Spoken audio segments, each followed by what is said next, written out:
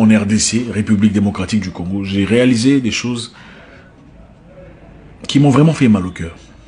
La plupart des bâtiments que j'ai vus, où il y avait un supermarché propre, c'est-à-dire un supermarché avec les normes conformes, un supermarché adéquat, n'appartenait pas aux Congolais. La plupart appartenaient aux Libanais, si pas les Pakistanais ou les Indiens.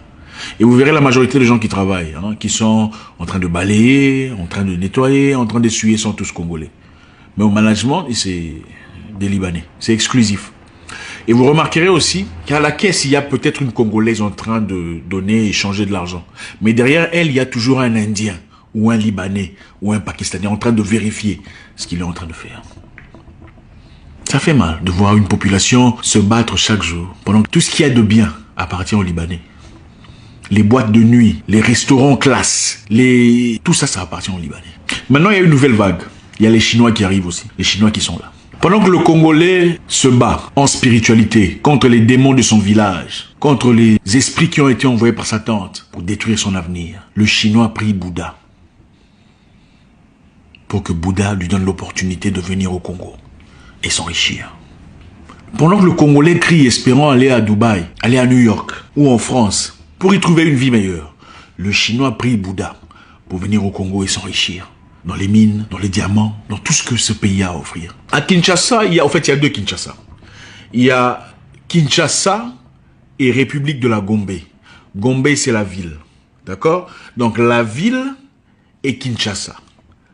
La ville où il y a des bureaux est Kinshasa. Et ceux qui vivent dans Kinshasa ne sont pas nécessairement considérés ou respectés autant que ceux qui vivent dans la République de la Gombe, qui est la ville.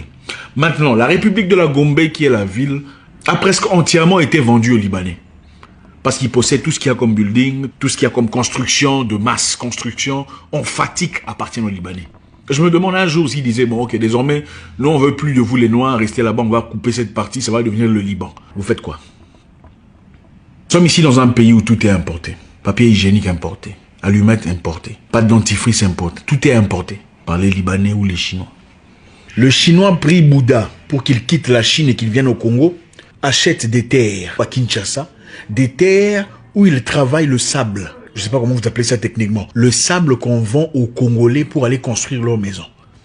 Donc le Chinois quitte la Chine, il vient au Congo, achète vos terres à moins cher, travaille le sable et vous revend le sable pour vos propres constructions. Il quitte chez lui, il vient dans tes terres, il travaille tes terres, il te les vend. Et tu achètes. Et il devient millionnaire. Pendant que toi, tu pries encore demandant la bénédiction venant de Dieu. Qu'est-ce qu'on n'a pas compris de la vie? Il ne suffit pas de prier, mes frères. La prière seule est insuffisante. Rome n'a pas été construit à travers la prière. L'avion que vous prenez n'a pas été fabriqué à travers la prière. Le téléphone ou l'ordinateur ou la télévision à travers laquelle vous me regardez aujourd'hui n'ont pas été fabriqués à travers la prière. On ne peut pas avoir une société où les gens prient, ne font que prier, ne fournissent aucun effort pour changer, pour s'organiser, pour étudier, pour s'entraider, pour évoluer en communauté. Avez-vous déjà vu les Chinois aller acheter chez des gens ailleurs s'il y a un Chinois qui produit le produit qu'ils cherchent? Avez-vous déjà vu un Juif aller acheter ailleurs du pain, du sel, des aliments, des habits chez une autre personne s'il y a un Juif qui en vend? Il n'y a que les Noirs qui font ce genre d'histoire. Il faut se réveiller à un moment donné. Vous avez les terres, vous avez les plantes, vous avez tout ce qui est fertile, vous avez les sables. On vous fabrique les sables pour vos propres constructions. On a déjà été bénis. Vous êtes déjà bénis. Mais vous n'êtes pas intelligent parce que vous ne vous aimez pas. C'est aussi simple que ça. Quand il n'y a pas d'amour, il y a la comparaison, la compétition en tout et pour tout.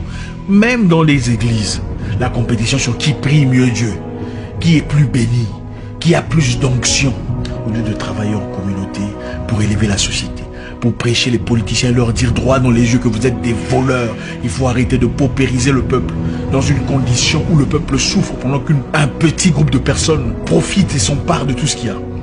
On est là, priant, espérant une bénédiction venant du ciel. Oh Seigneur, bénis-moi. Pendant 20 ans, vous priez contre les mêmes démons. Mais en attendant la méchanceté, la jalousie, la haine, personne ne vous interdit de prier. Mais la prière seule ne suffit pas. Même la Bible dit, après le 7e jour, Dieu prit un repos. Ou quelque chose de comme ça. C'est-à-dire qu'il a travaillé. Vous ne trouvez pas ça anormal? Vous avez tout ce qu'il faut, mais on fabrique tout pour vous. Tout. On fait tout pour vous comme des enfants. Ça ne vous étonne pas qu'on vit dans une société où aujourd'hui, on est obligé d'attendre à ce que l'aide vienne d'ailleurs.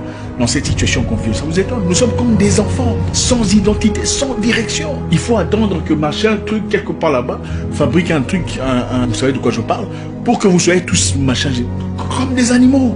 Bonjour,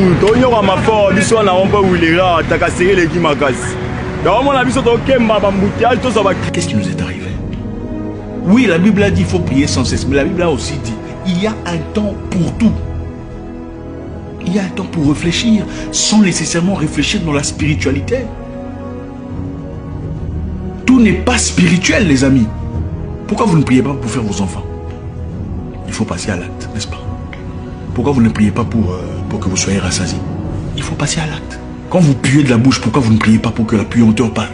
Il faut brosser sa bouche.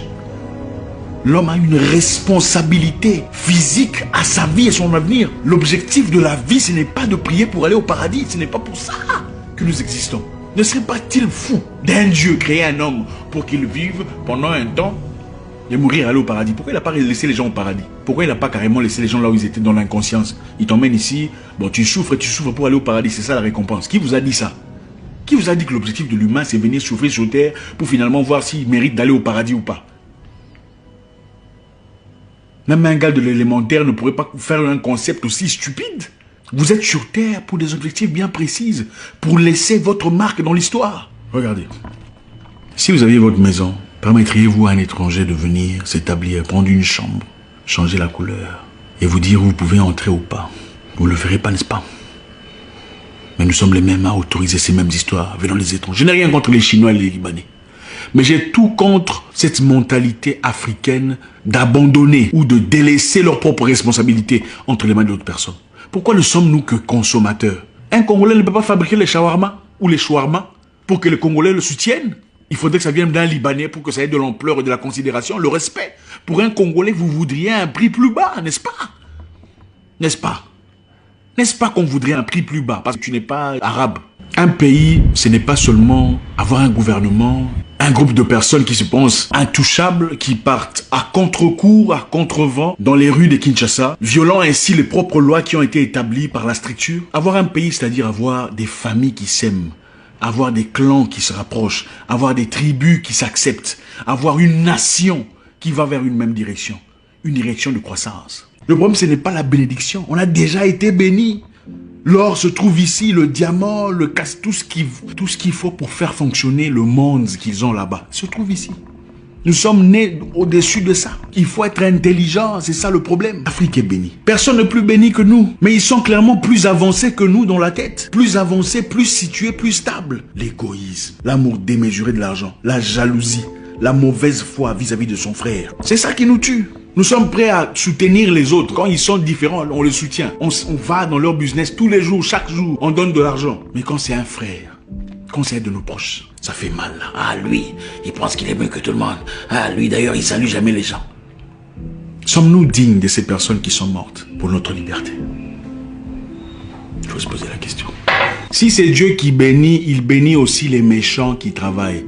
Il bénit aussi ceux qui ne prient pas parce qu'ils sont intelligents. Vous êtes déjà béni. Développez votre intelligence et votre attitude. Chaque chose a son temps. Il faut aimer, il faut apprécier, il faut développer sa communauté.